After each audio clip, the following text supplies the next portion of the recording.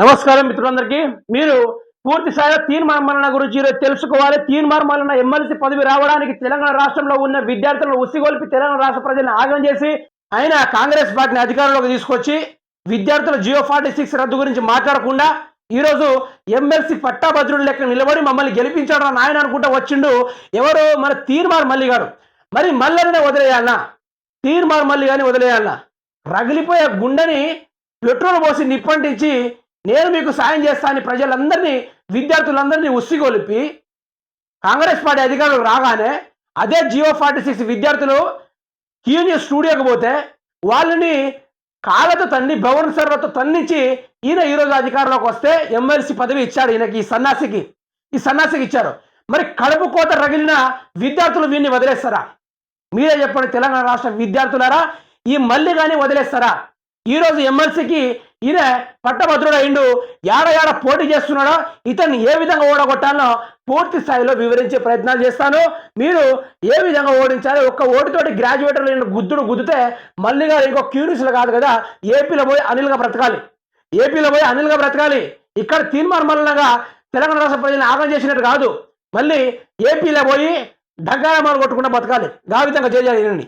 MLC అభ్యర్థులు ఖరారు. BJP నుంచి ప్రీమేందర్ రెడ్డి, ఇప్పటికే కాంగ్రెస్ నుంచి తీర్మానం మల్లన్న, బీఆర్ఎస్ తరఫున రాకేష్ రెడ్డి నామినేషన్. నేను నామినేషన్ వేయనున్న బీజేపీ క్యాండిడేట్.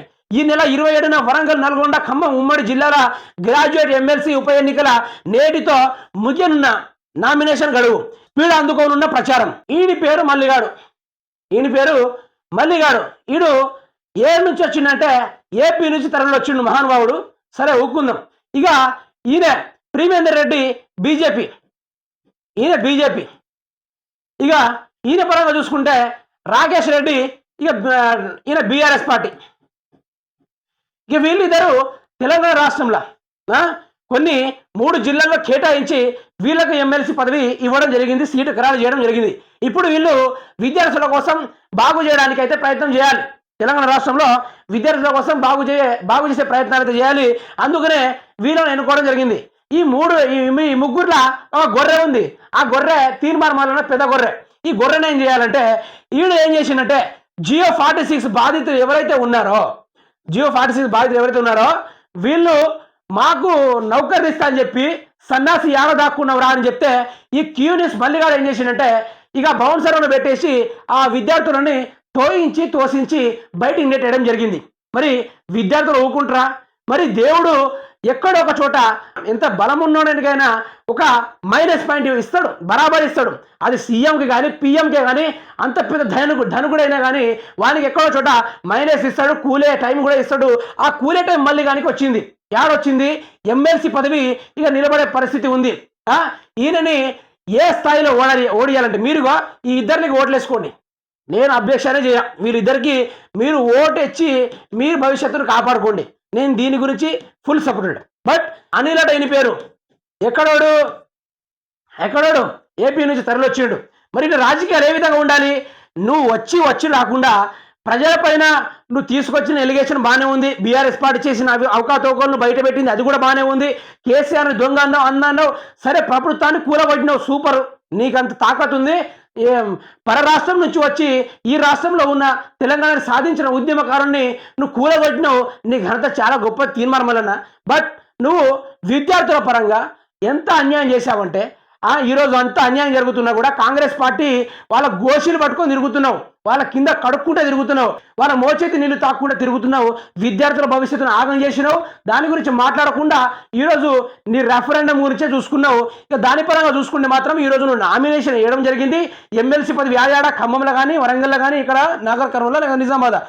ఈ మళ్ళీ కానీ పూర్తి స్థాయిలో ఓడించాలి. ఓడియకుంటే మాత్రం బాగోదు. వీడు ఏపీ నుంచి ఏ విధంగా వచ్చాడో వీడిని అదే విధంగా తరిమి కొట్టాలి. రాష్ట్రంలో ఒక చీడ పురుగు ఏ విధంగా తయారైందో ఆ చీడ పురుగుని మించిన తల్లి లాంటివాడు. మరి ఈడొచ్చి రాష్ట్ర విద్యార్థుల భవిష్యత్తును ఆగం చేసిండు. గ్రాడ్యుయేటర్లు అందరూ కలిసి ఈరోజు మళ్ళీ కానీ భారీ మెజారిటీతోటి ఎమ్మెల్సీ పదవిలో పూర్తి స్థాయిలో కొట్టుడు పడితే ఇక మూతి అవపడకుండా దాచుకోవాలి ఆడికాడికి. అంతే. ఆ విధంగా ప్రయత్నం చేయాలి. ఈ తీర్మానం కానీ ఫోకస్ పెడితే మామూలు ఫోకస్ పెట్టొద్దు. తెలంగాణ సమాజానికి చెప్పేది పూర్తి స్థాయిలో గొంతు చించుకొని చెప్పేది మాత్రం ఇదే. వీడిని మాత్రము భవిష్యత్తులో కూడా అవపడకుండా చేయాలి. వీడు యాడ్ నుంచో వచ్చి తెలంగాణ విద్యార్థులను గెలికి వాళ్ళని ఉద్యోగాలు ఇప్పిస్తా అది ఇప్పిస్తా అని చెప్పి ఈరోజు పూర్తి స్థాయిలో వారి పక్షాన మాట్లాడకుండా దొంగ నాటకాలు వేసుకుంటూ తిరుగుతున్నాడు. మళ్ళీ ఇంకా కేసీఆర్ గోచి పట్టుకోవడానికి తిరుగుతున్నాడు ఈ సన్నాసిని పూర్తి స్థాయిలో ఓడగొట్టడానికే ప్రయత్నం చేయాల్సిందిగా తెలంగాణ సమాజానికి చెప్తున్నాను. తెలంగాణ గ్రాడ్యుయేట్లు చేసిన విద్యార్థులకు మీరు ఉపయోగించుకునే అస్త్రం ఏదైనా ఉందంటే మీ కడుపు మీద కొట్టిన ఈ సన్నాసికి వీరు మూతి మీద కొట్టే రోజైతే వచ్చింది. మూతి మీద కొడితే మళ్ళీ దాచిపెట్టుకోకుండా తిరగాలి, బయటికి తిరగాలి. ఈడు జర్నలిస్ట్ మాదిరిగానే ఉండాలి. జర్నలిస్ట్ మాదిరిగానే ఉండాలి. తెలంగాణ రాష్ట్రంలో జర్నలిస్ట్గా ఎదిగి ఒక్కొక్క బోకర్ పనులు చేసుకుంటా బ్లాక్మెయిల్ చేసుకుంటా వేల కోట్ల రూపాయలకు అధిపతి అయ్యిండు.